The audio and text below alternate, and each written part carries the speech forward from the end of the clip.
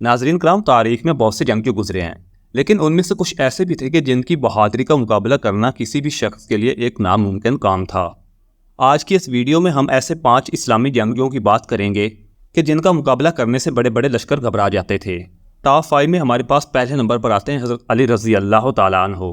یہ کہا جاتا ہے کہ جہاں باقی جنگجوؤں کی بہادری ختم ہو جاتی تھی تو وہیں سے حضرت علی کی بہادری کی شروعات ہوتی تھی، اور ان کے بارے میں یہ کہا جاتا ہے کہ وہ جب کبھی بھی میدان جنگ میں جاتے تھے تو انہیں اس بات سے کوئی فرق نہیں پڑتا تھا کہ ان کے سامنے کتنا بڑا لشکر ہے۔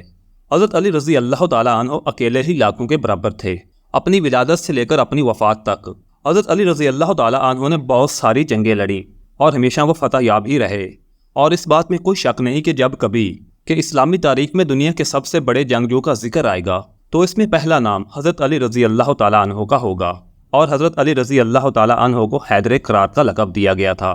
اور ٹاپ 5 جنگجوؤں کی لسٹ میں ہمارے پاس ایک ایسا نام بھی موجود ہے جس کو تاریخ میں کبھی بھی بلایا نہیں جا سکتا، جس کی بہادری کے سامنے لاکھوں کے لشکر بھی آنے سے گھبراتے تھے۔ جی ہاں، میں بات کر رہا ہوں مختار صفا کی۔ آپ میں سے شاید کچھ لوگوں نے یہ نام پہلے نہیں سنا ہوگا۔ یہ بات ہے آج سے 1400 سال پہلے کی، کہ جب اللہ کے رسول حضرت محمد صلی اللہ علیہ وآلہ وسلم کے نواسے حضرت امام حسین رضی اللہ تعالیٰ عنہ کو یزید کی فوج کے ہاتھوں کربلا کے میدان میں شہید کر دیا گیا تھا، تو وہ مختار الصفیر تھے کہ جنہوں نے آگے چل کر کہ جس نے نبی کے نواسے حضرت امام حسین رضی اللہ تعالیٰ عنہ کے قاتلوں کو چن چن کر مارا تھا۔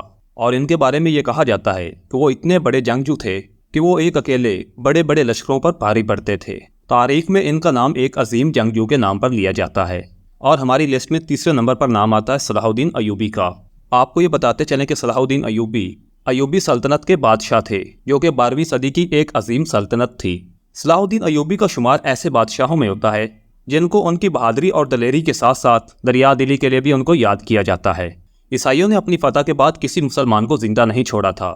صلاح الدین ایوبی سن 1137 میں عراق کے ایک شہر میں پیدا ہوئے، اور ان کے دور میں دوبارہ بیت المقدس، جو کہ مسلمانوں کا قبلہ اول ہے، اسے بھی فتح کرنے میں کامیاب ہوئے۔ صلاح الدین ایوبی کو تاریخ میں ہمیشہ ایک رحم دل سلطان اور ایک بہادر جنگجو کے طور پر یاد رکھا جائے گا۔ اور ہماری لسٹ میں چوتھے نمبر پر نام آتا ہے امیر تیمور۔ 9 اپریل 1336 میں IS پاکستان میں پیدا ہوئے۔ اپنی بہترین صلاحیت کی بدولت انہوں نے ایک ایسی سلطنت قائم کی کہ جس کا حصہ ہندوستان کے شہر دلی کو جا ملتا تھا۔ اور امیر تیمور کے بارے میں یہ کہا جاتا ہے کہ بڑے سے بڑے دشمن بنا لڑے آپ کے سامنے ہار مان لیا کرتے تھے۔ امیر تیمور کو ہمیشہ تاریخ میں ایک بادشاہ اور ایک بہترین جنگجو کے طور پر یاد کیا جاتا ہے۔